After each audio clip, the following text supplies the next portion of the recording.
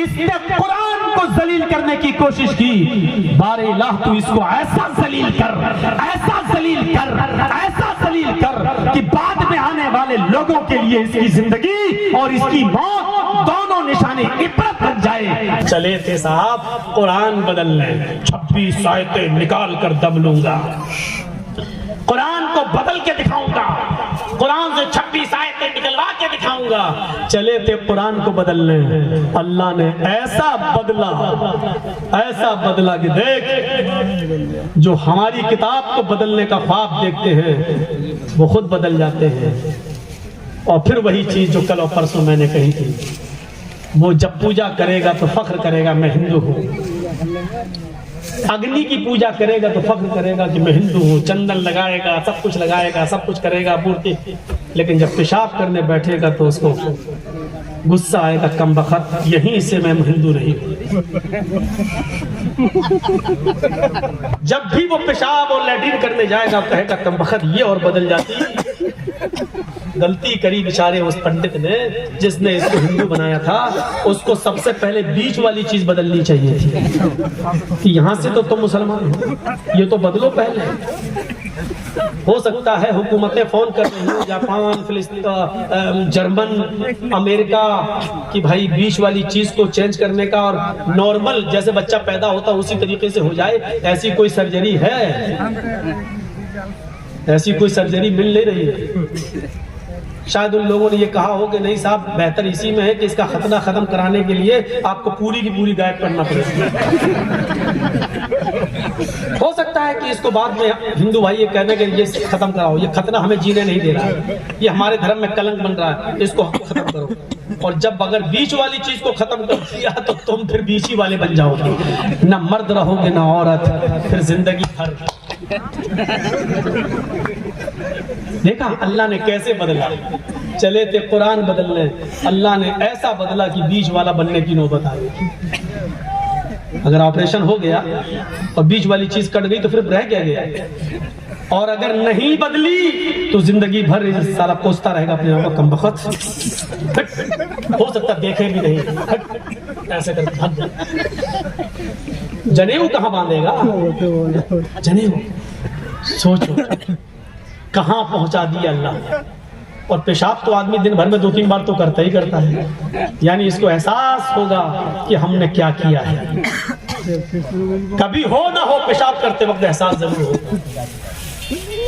अब हो सकता है कि एक मौके पर और एहसास हो, अब तो त्यागी हो गए ना, तो बीवी तो छोड़ के भाग गई है, अब उधर उनकी शादी हो सकती है, 7 फेरे लग सकते हैं, तो हो सकता है कि उस औरत से अपनी उस बीवी से जब मिलने जाए तब वो भी कहे हट हट हट, तू तो मुसलमान है, हम तो हिंदू से शादी किए, तुझसे थोड़ी किए, और अगर हिंदू है तो फिर तू हिंदू वाली मशीन लेके आ।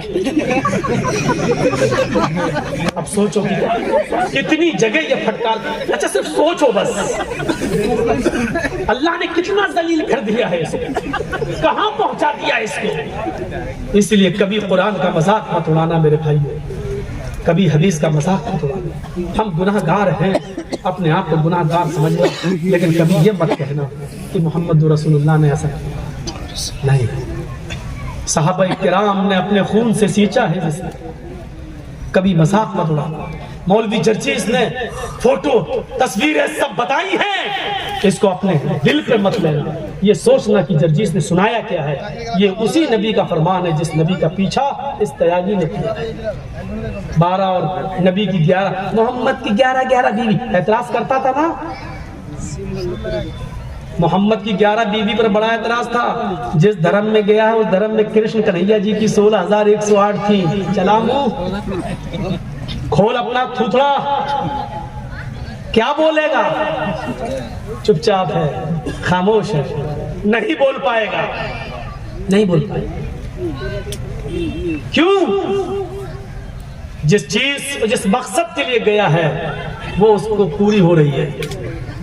केसों से बचने के लिए और जो घोटाले और घपले किए तो उससे बचने के लिए और मजीद दौलत पाने के लिए जहां गया था। इंसान दौलत के लिए इंसान क्या करता? लाश जो कहता था ना रब्बुकुम आला, मैं तुम्हारा रब हूं, क्या हुआ?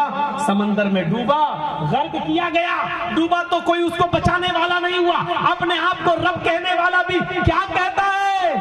आमन्ना बि रब्बिल आलमीन, रब्बे मूसा व हारून, मैं मूसा और हारून के रब पर ईमान लाया। वो चीख रहा था जब समंदर में डूब रहा था, लेकिन उस वक्त अल्लाह ताला ने फिरौन के ईमान को और उसके इस्लाम को कबूल नहीं किया। मरते वक्त इस्लाम ला रहा है, समंदर में डूबते वक्त मूसा और हारून के रब को अपना रब कह रहा है। नहीं, अब तेरे इस्लाम की और तेरे ईमान की अल्लाह को कोई जरूरत नहीं है। मकाम इबरत बना दिया उसकी लाश को। मेरे भाइयों, आज भी फिरौन की लाश मिस्र के म्यूजियम के अंदर रखी हुई है। आज भी जमीन के किसी टुकड़े के अंदर फिरौन की लाश को अगर दफनाओ तो जमीन निकाल के फेंक देती है, उसको एक्सेप्ट नहीं करती है।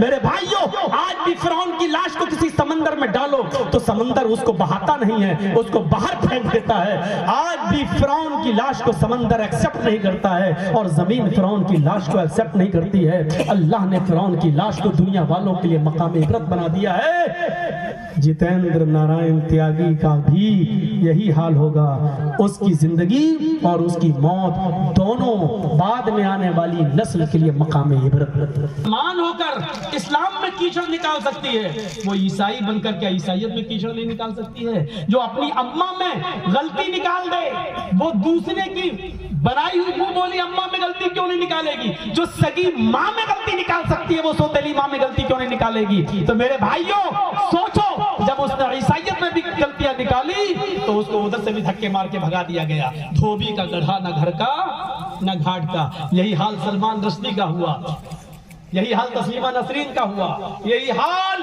तारिक फतेह खान का हुआ और यही हाल इंशाअल्लाह जितेंद्र नारायण त्यागी का होगा।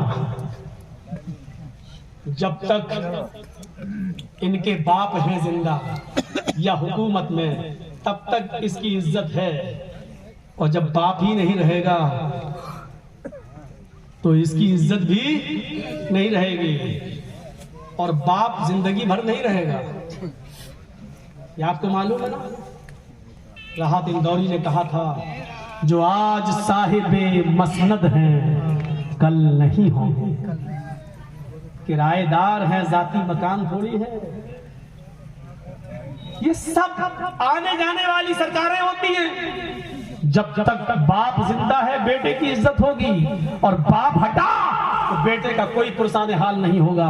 और दुआ करो कि इलाहुल आलमीन, इसने कुरान को जलील करने की कोशिश की, बारे इलाह तू इसको ऐसा जलील कर, ऐसा जलील कर, ऐसा जलील कर कि बाद में आने वाले लोगों के लिए इसकी जिंदगी और इसकी मौत दोनों निशाने इबरत बन जाए, दोनों लोगों के लिए मकाम इबरत।